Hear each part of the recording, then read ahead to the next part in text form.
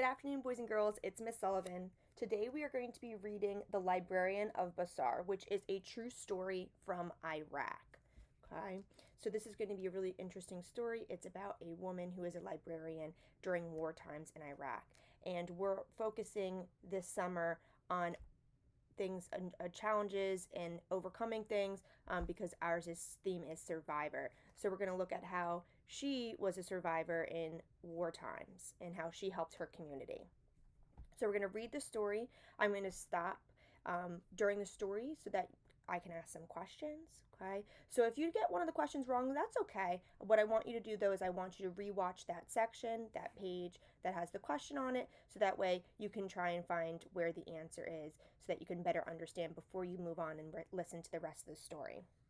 Once we're done listening to the story, answering questions, we're going to come up with our own plan. So what you need today is you need our video, you're going to need a pencil, and you're going to need your thought bubble sheet that should be in your ACES packet, and it's labeled The Librarian of Basra Making a Plan. Okay, so this, the video, and a pencil. Let's get started. Here are some things you should know before you read our story this week. Our story this week is based in Iraq. You can see Iraq on the map by the red colored in. Iraq is part of the continent of Asia. It is often referred to as part of the Middle East. Iraq is known for its oil and petroleum, its natural gas. We live in the United States, right outside of Philadelphia. If you were to take a plane to Iraq, it would take a little under 13 hours. That's a really long plane ride. It is about 6,000 miles away. Now, Iraq's capital is Baghdad, so you might see references to Baghdad or have heard of Baghdad in Iraq. But our story today is actually in Basra, Iraq. You can see Basra because it is located with the red dot. Baghdad to Basra, which Baghdad, remember, is the capital of Iraq, is about a 5-hour drive. While Basra is in Iraq, you can see that it kind of is on the border of Iran as well as Kuwait. Basra has also been known as the Florence of Iraq. Florence is a city in Italy, which has beautiful canals, and Basra also has a lot of water and canals as well, so this is how it gets that nickname. Basra is often under attack and has had a rich history of being moved from country to country and being taken over due to its location around water. So major cities are normally around water because it's easier to get supplies. And this is a main reason why Basra has a rich history of being taken over by multiple different nations. In our story, you will hear them talk about soldiers. These soldiers could either be from the United States, the United Kingdom, Australia, Poland, Peshmerga, which is a Kurdish force. These people were also supported by Italy, Canada, and the Netherlands. This attack on Iraq was based on their disagreement with the leader at the time. The leader at the time of Iraq was Saddam Hussein. The United States claimed Saddam Hussein was acting with terrorists and was causing harm to other nations. For this, they joined forces to try and stop his reign, as well as provide humanitarian efforts to Iraq. The involvement of these countries is often debated, whether it was a good or bad decision. A lot of people from both nations were harmed during this war. Another reason people believe the United States entered the war with Iraq was due to 9/11. 9/11 was when an extreme terrorist group from Iraq attacked the United States. This sparked outrage because the reason for the attack was they did not agree with our Western way of life. This sparked outrage among the United States and is one reason why they felt they needed to go into Iraq. This also adds to the debate whether this was a good or bad decision. It is important that we look at multiple different perspectives and opinions before coming up with our own. If you are interested in this topic, please reach out to your parents. I'm sure they have a lot more insight for you as well. Librarian of Basra, a true story from Iraq, written and illustrated by Jeanette Winter. Aliyah Muhammad Baker is a librarian of Basra, a port city in the sand-swept country of Iraq. Her library is a meeting place for all who love books. They discuss matters of the world and matters of the spirit. Who is Aliyah Muhammad Baker?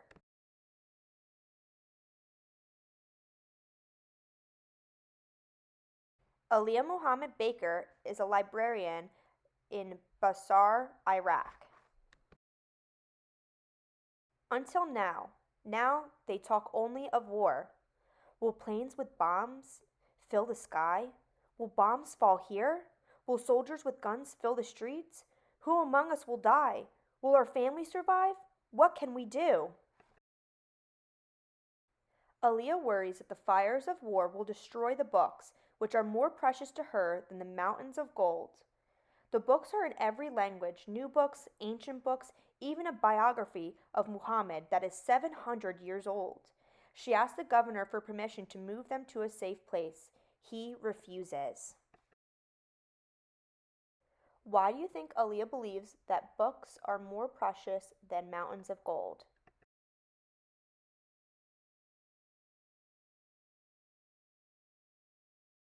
Aliyah believes that the books are more precious than mountains of gold because they have books in every language. So they have new books, ancient or old books, and they even have books that were on Muhammad, who was from a long time ago, and this dates back to 700 years old. So Aliyah takes matters into her own hands. Secretly, she brings books home every night, filling her car late after work. The whispers of war grow louder. Government offices are moved into the library. Soldiers with guns wait on the roof. Aliyah waits and fears the worst. Then rumors become reality. What rumors are becoming reality?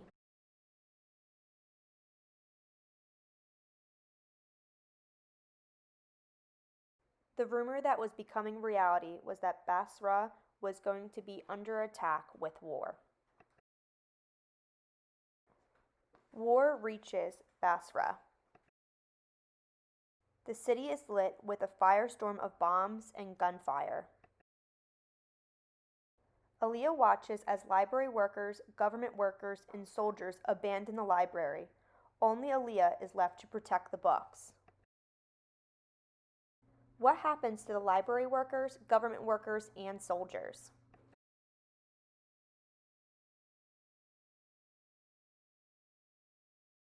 Library workers, government workers, and soldiers all run away and abandon or leave the library. So that just leaves Aliyah, who tries to save and protect the books. She calls over the library wall to her friend Anis Muhammad, who owns a restaurant on the other side. Can you help me save the books? Make a prediction. Why do you think Aliyah calls her friend Anis Muhammad over the wall? What do you think Anis Muhammad can do to help Aliyah?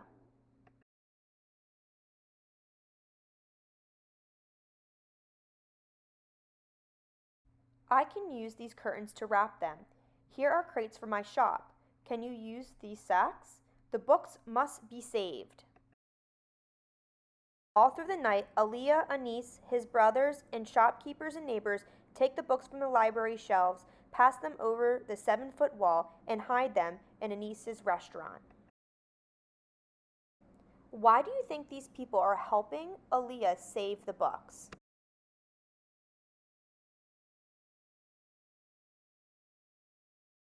They are helping Aliyah because they too realize that books help keep their history and stories alive. Without these books, they would lose a large part of their culture and history. The books stay hidden as the war rages on. Then, 9 days later, a fire burns the library to the ground. The next day, soldiers come to Anis's restaurant. "Why do you have a gun?" they ask. "To protect my business," Anis replies.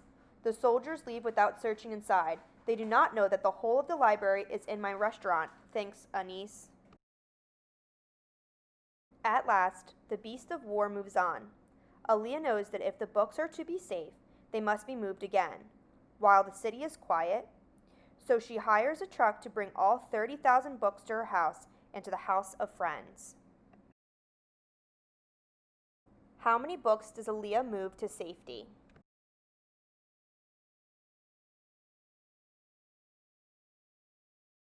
Aaliyah moved 30,000 books to safety. In the text it says, so she hires a truck to bring all 30,000 books to her house and to the houses of friends. In Aaliyah's house, books are everywhere, filling floors and cupboards and windows, leaving barely enough room for anything else. Aaliyah waits. What is Aaliyah waiting for?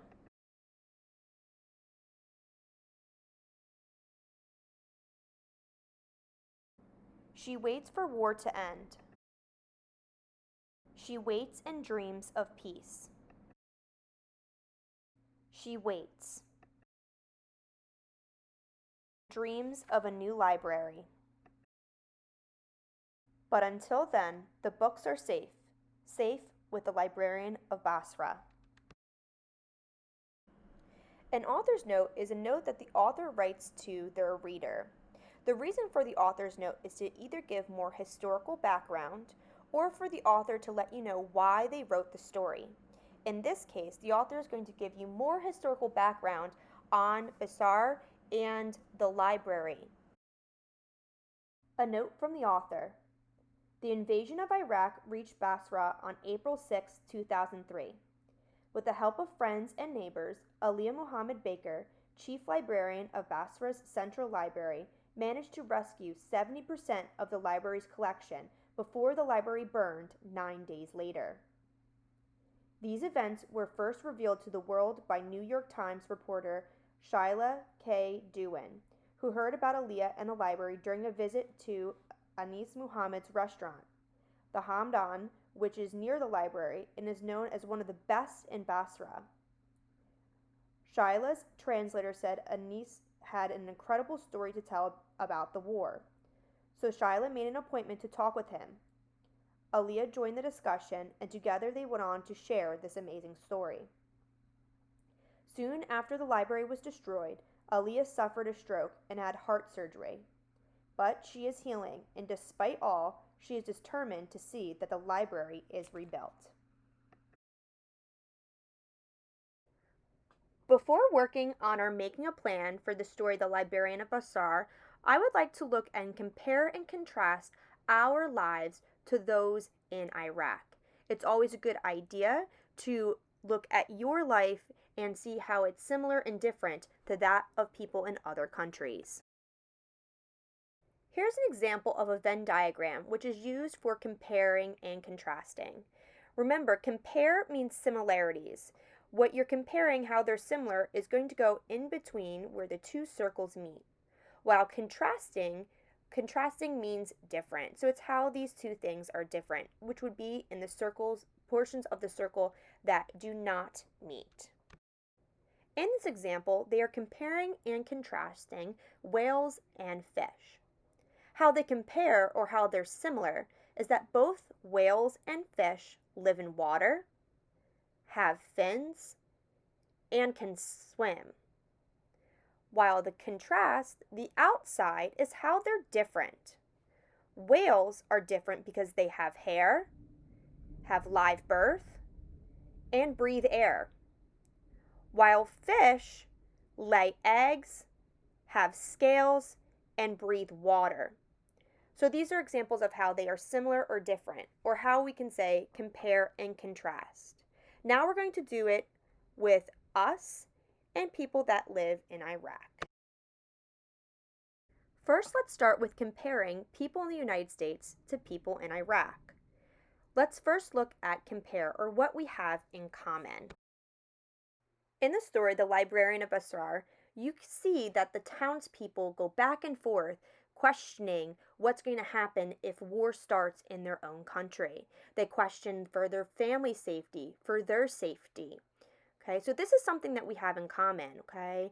We all fear for our safety, for fear of war, okay? And we care that about our country and about our people. Another thing we have in common is that we both have libraries. You have librarians at school, within your community. Similarly, in Iraq, they also have libraries where they keep their written record of novels, their history, their literature, and their culture. Finally, the third thing we have in common, and this isn't the only thing we have in common, but this is the last one I'm going to give, is that we both help our communities. In the story, a lot of people help Aaliyah to save the books. She relies on her friend who owns a restaurant to hide the books, as well as other friends. While in Malika, we help people by donating cans or raising money, okay? These things all show that we help our community. Now we can contrast. Remember, contrast is how we are different. Just like we celebrate the things that make us similar, it's important to also recognize and celebrate the things that make us different, because that's what makes us unique. The first difference is that the US fought the war abroad. Okay, while we both were fighting a war in Iraq, the difference here is that it wasn't on our soil. So when we say abroad, that means not in our country. We fought it elsewhere. In contrast, the people in Iraq, the war was on their own land, right? This war was where their home was. So they're going to have to rebuild, they're going to have to raise the funds to make these buildings back again and to recover from this war. A little bit different than the United States since the war wasn't on our land. A second difference is while in the United States we do have religious freedom, the major religion practice is Christianity. While in Iraq, the majority of the population is Muslim. This is really prevalent in the story, The Librarian of Basra, because it does mention Muhammad and saving a biography on him. Muhammad is the prophet for the Muslim religion. That's another reason why it was so significant that they were able to save these historical books because it's a major part of their religion. Our final contrast that I'm going to be bringing up today is that the people in the US are considered part of Western civilization. Western civilization is often seen to have more money and more developments with technology. People in Iraq technically live in what we call a third world country. Okay, these are ever changing, but a third world country normally states that they live in poverty as well as don't have a secure or stable government. And this is in part due to the war that has raged throughout Iraq and a lot of the tensions that have gone on in its history. Enjoyed Alia's story, The Librarian of Basra, and I hope you got to learn a little bit more about Iraq and its war and how some of its people like Alia have overcome those circumstances. Now I'd like us to move on to our sheet that says The Librarian of Basra Making a Plan. So our directions are in the thought bubbles below, come up with 3 ideas on how you would help Alia save the books in the library. One idea is written in each thought bubble. So she saved them by putting them in a neighbor's home, okay? So we're going to come up with 3 different ideas, okay? One in each bubble. So you can think of it as any way you want. So the one I came up with was I would help Aaliyah save the books in the library by hiding them in my shed. So I actually have a shed in my backyard, so I think that would be one way that I would be able to help Aaliyah save the books. If you notice, boys and girls, I did use a stem. So our question is how you would help Aaliyah save the books in the library. right? Come up with 3 ideas of how you would help Aaliyah save the books in the library. So I wrote, I would help Aaliyah save the books in the library. I used my restate. So I made sure I restated and answered. So you can do that for the other 2 as well. If you want, you could put in some transition words, also, as well, in addition, secondly, third, okay? You can put some transitions to also spicing up your writing. I hope you had fun doing this activity as well as learning a little bit more about the Librarian of Basra. Have a good evening.